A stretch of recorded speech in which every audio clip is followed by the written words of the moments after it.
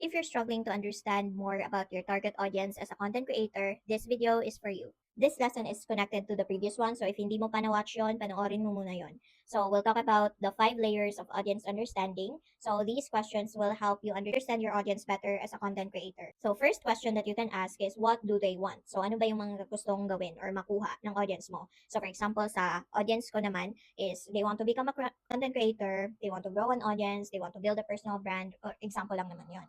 Next is, what do they fear? Ano yung mga fears nila? So, for example, nobody will watch, people will judge them, tatawanan sila ng mga friends and kakilala nila, or baka mag-fail sila.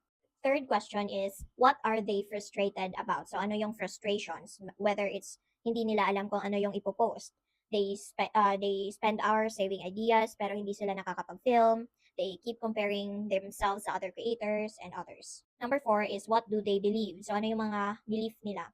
So whether it's they need expensive equipment, they need thousands of followers, they need to be confident, etc. Lastly, what do they secretly want to believe? So ito yung mga hindi nila sinasabi sa iba but they are thinking na baka pwede.